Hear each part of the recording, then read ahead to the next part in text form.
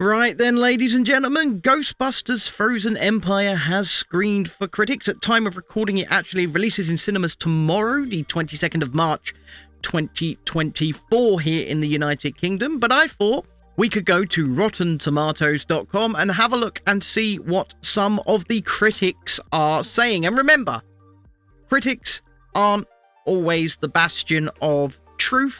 In fact, they rarely reflect how the general public feel about a movie or product. Example, Star Wars The Last Jedi. We'll go and take a look at some of the reviews over there on Rotten Tomatoes. We'll see what the critics are saying, and I will personally, as a layman, as just a film lover, will go and see it tomorrow at the cinemas, and will film my own review of the movie. Now, I'm quite the Ghostbusters fan. I really enjoyed the original.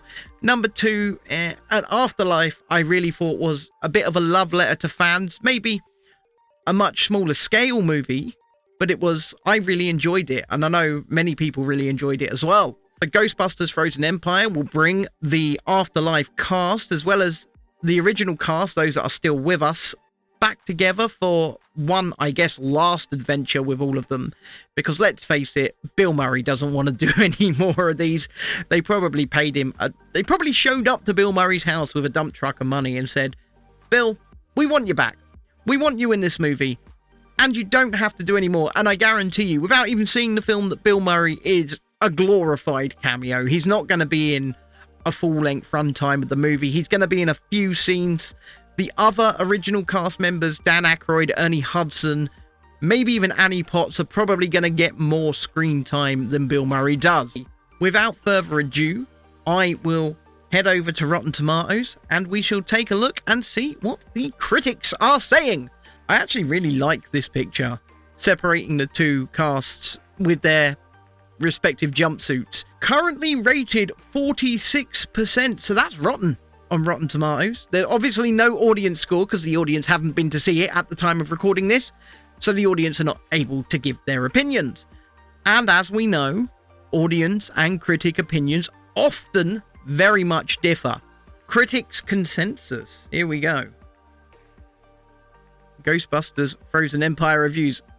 So we've got Lynn Venhouse from PopLifeSTL.com presents, says, silly and confusing nostalgia-infused stew that suffers from ingredients well past their sell-by date.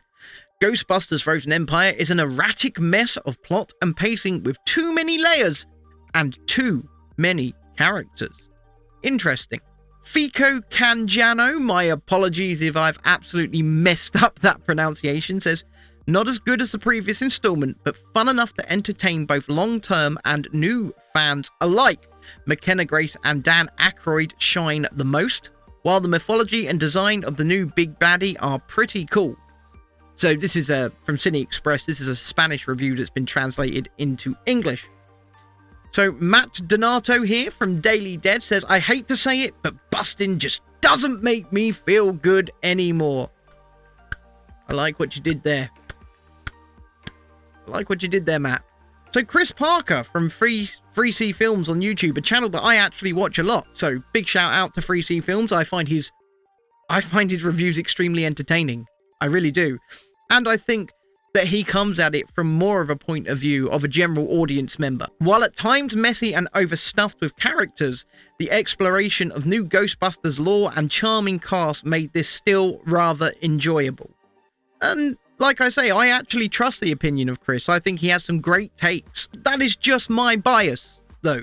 Joseph Robinson from Dish Jelly Films on YouTube says, as fun as it is nonsensical, there's enough charm to make this installment enjoyable. David Poland here from Hot Button says, it's like one lick of a big soft serve ice cream cone with your second favourite flavour.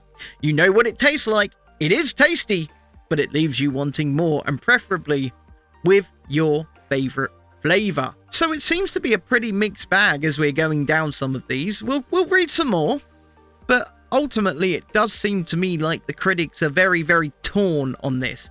And this is just a personal bias, but I do trust the views of the everyman YouTuber over the professionally paid critic, because the everyman YouTuber has built their audience from just showing up with a channel from nothing and going out and seeing films as a member of the audience and speaking about them from the heart.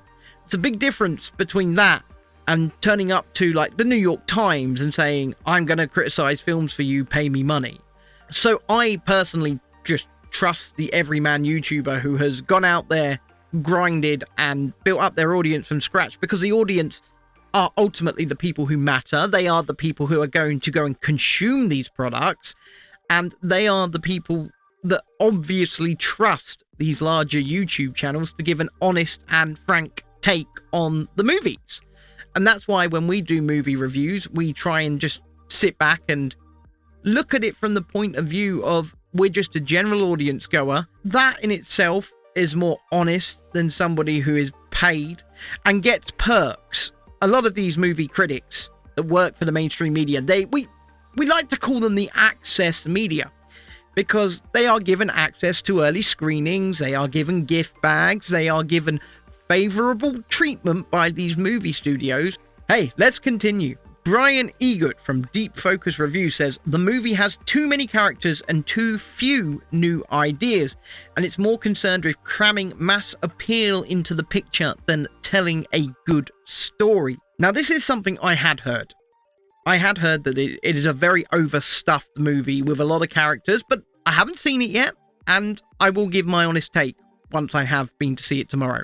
Anthony O'Connor, Film Inc. Australia, says, artless, soulless, joyless concoction of corporate vapidity.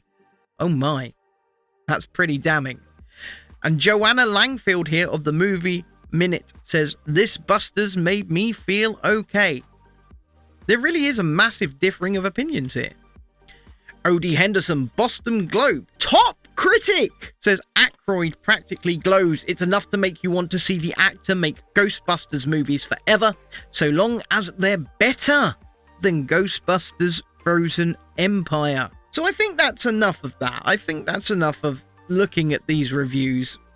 And honestly, it doesn't give me much to go on, because it really is a very mixed bag. And whilst, yes, it is rated 45% at the time of recording by the critics, something tells me that the audience are going to rate it far higher. But that's my intuition, and I will revisit this if I'm completely wrong. But by the time I record my review of it this coming Saturday, because I don't have time to do it after I see it tomorrow, there should be an indication of what the audience score will be. The critics are very mixed. It is almost a 50-50 split of good and bad. And does this bode well? My fear is this, that there has not really been much marketing for Ghostbusters Frozen Empire. Who really knows it's coming out? Who really knows it's coming out? I think it's tracking for like a $45 million domestic opening weekend, which is not great. Hopefully I have fun with it tomorrow. I'm taking my 10-year-old son, so it should be a laugh. We both love the Ghostbusters franchise. We both like to forget Ghostbusters 2016 exists. But let me know down in the comments, are you looking forward to Ghostbusters Frozen Empire? Are you going to go and see it this weekend? Are you going to support the movie?